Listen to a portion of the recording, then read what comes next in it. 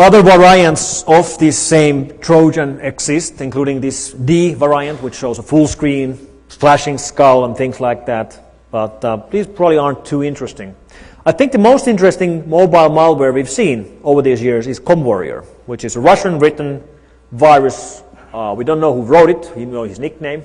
And this is a combination of spreading mechanism. It spreads over Bluetooth and it spreads over multimedia messages. The way it works is that it depends on the variant. But for example, ComWarrior A works depending on the time of the day. So if it is from 8 a.m. in the morning to midnight, it spreads over Bluetooth, finds devices that are close to you and beams itself over. Because during the daytime, you're walking close to other people, right?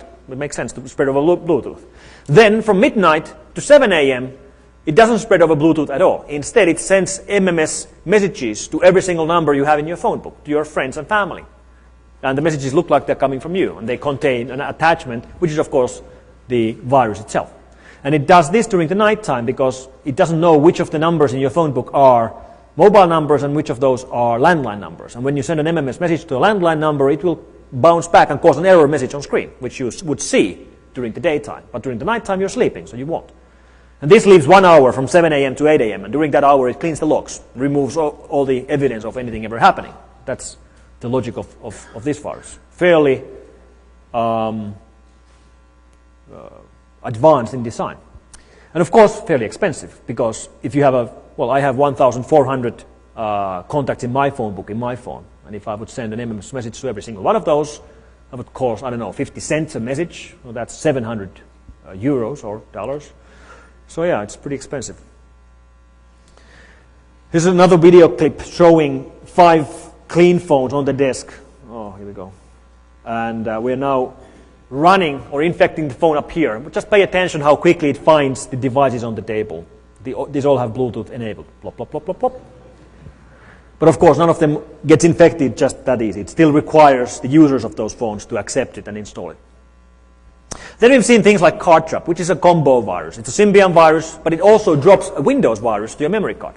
And I guess the logic here is that if you get infected by a mobile phone virus to your phone, at least some of us would try to figure out what's going on and how to get rid of it. And it's pretty logical to think that you would take the memory card out, and the virus is probably on the card, put the card to your memory card reader in your PC and look at what's on the memory card. Now, when you do this, what it does is that it drops files, Windows viruses, to the memory card. Specifically, it drops a Windows virus with the name system.exe, and this file contains, the icon of this file is the default folder icon of Windows, which means one of these is the virus, the other one is the normal system folder, which is by default on the memory card. So which one would you click on? One of them is a virus, one of them is a folder. By default, Windows hides the extension, of course, so you don't really see which is which. That's the logic on how it tries to trick the people into infecting not just their phone, but also their computer while they are cleaning up the mobile phone virus. Auto-run, it also drops an auto-run in file, but I'm not aware of any system which would by default run auto-run files from memory cards when you use those. 2 months ago, we found a mobile phone virus called Viver, or Viver. And this is the first internationally operational profit run virus we've seen. We've seen 2 attempts of doing this, but they only work within Russia. This works internationally. Once you get infected, and you get infected by downloading this program from Symbian shareware sites, it starts to send a premium rate SMS from your phone. And it will send them every 5 minutes. And every one of those premium rate SMSs will cost you $7. The number it sends them to is it's on an island of Antigua or somewhere in the Pacific, and the profits of that number are going back to the guy who wrote the virus. Pretty clever, and this is something we will see more in the future. So what's happening? What's being done about these problems? Well, the good news is that the vendors are awake, and vendors get it. They understand that we have to do something, and they've been doing quite a bit. Phone manufacturers, for example, have been working on fixing the Bluetooth user interface issue I just showed to you on the video regarding Kabir. We've been working with many of these players. For example, Symbian has been doing quite a bit of security feature add-ons to the latest version of the Symbian operating system. And for example, they've introduced a program called Symbian Signed. Let me first show you the difference in the user interface of these latest phones. I have here with me a Nokia E90, which is latest Nokia communicator, running Symbian Series 60 third edition feature pack 1, known also as Symbian Series 60 version 3.1. And this is a device which, it's the best phone Nokia has ever made. Much better than the iPhone, I can tell you that. Much more responsive, nicer user interface, faster, all that. Has a GPS, has Wi-Fi, has 3G. However, I think more relevant to the question right now is the difference in the user interface. Let me try to find the right part from this video clip we shot last week in our labs. We have here two Symbian Series 60 third edition phones on the table. On the left side we have a Nokia E60, which is a year old, shipped last July or last June or so. On the right side we have Nokia E90. And what we're going to do is that we'll take the Kapir virus, infect the device, and we are in a safe area so we can actually do this, and see what happens when it tries to beam this Symbian virus to these new devices. Now, it's important to notice that these are both Symbian Series 60 third edition phones, and even if they would accept the Kapir virus, they wouldn't get infected. But that's not the point. The point is how the user interface has changed when you receive such a Bluetooth transmission. So first, with the E60 phone, it receives the message just like we saw from the video earlier, and you again have the choices of yes and no. Would you like to receive message via Bluetooth? And of course the name of the sending phone is user configurable, so if you've changed the phone name to something else, it will show that as the name.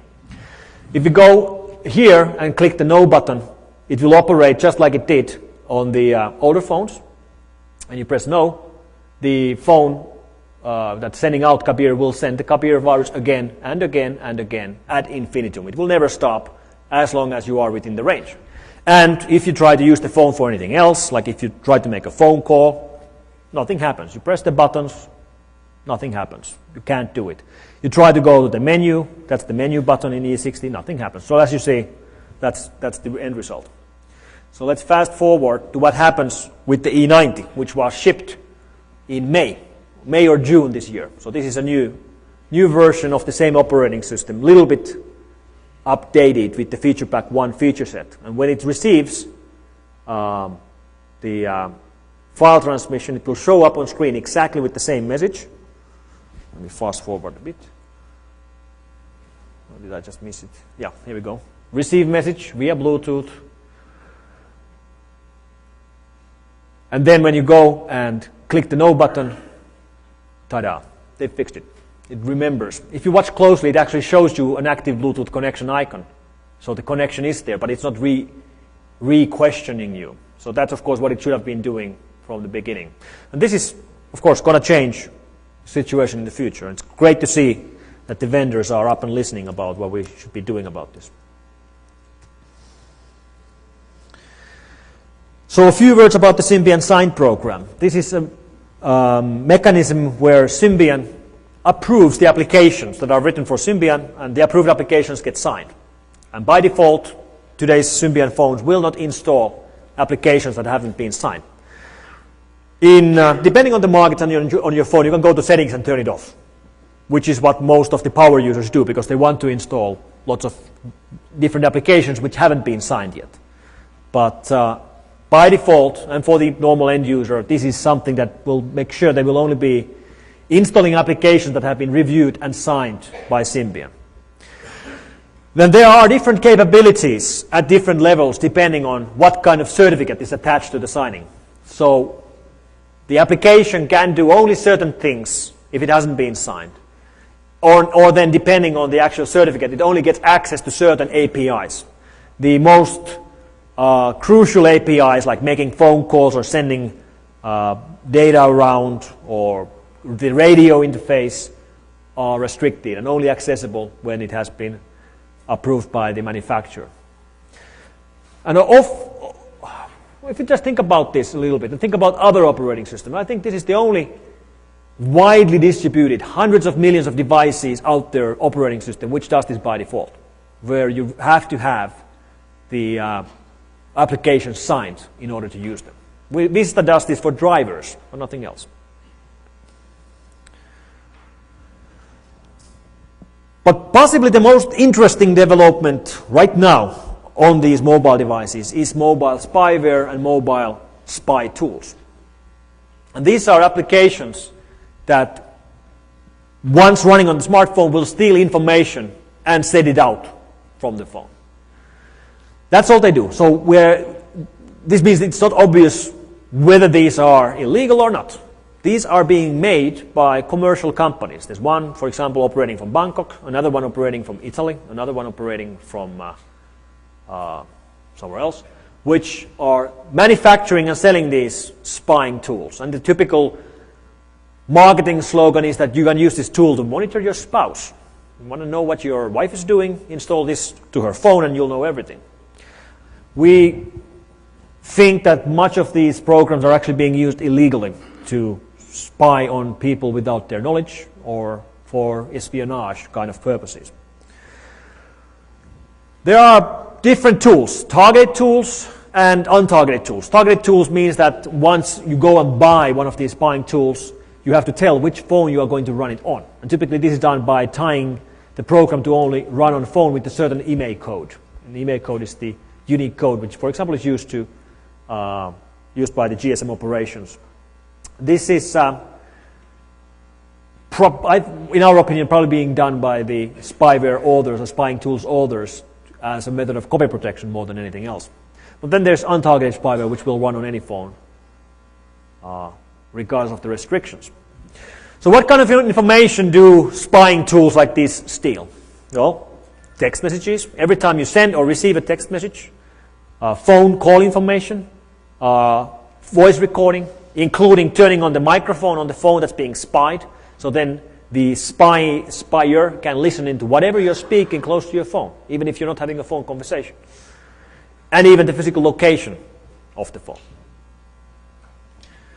And there are a range of vendors doing this in different parts of the world. Some of them are specializing in software-based solutions. Some of them are selling you devices, so a ready-made phones which have these spying features built in. This is a screenshot from one of the vendors' pages. They don't like us for a number of reasons. Partly because we are blocking these spying tools from running on the phones that we are protecting with our mobile phone antivirus. So here's a long rant about how F-Secure is a illegal company because we block their spying tools and detailed instructions on how to uninstall our product from the phones that you want to spy on. This is one of the Italian vendors. NeoPhone spy phone software allows user to listen to surrounding. His call is connected without any changes on the display, without any ring, no lock, no backlight, or whatsoever. Please buy now. 199 euros.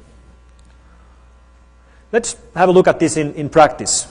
We have a setup here where we have a Nokia E70. And this is a phone which looks normal, acts normal, but it has a spying tool installed on it previously. And if Jarno now browses around the phone, for example, looks at the task list over there, there's nothing running. It is running, but it's not visible in the task list. And if you go to the menu, to the installed programs, there's nothing special here. Same thing if you go to the installation log and see what programs have previously been installed to the phone based on the installation log of the phone. It lists all the programs that have been installed to the phone since it was purchased. Well, there's a range of products.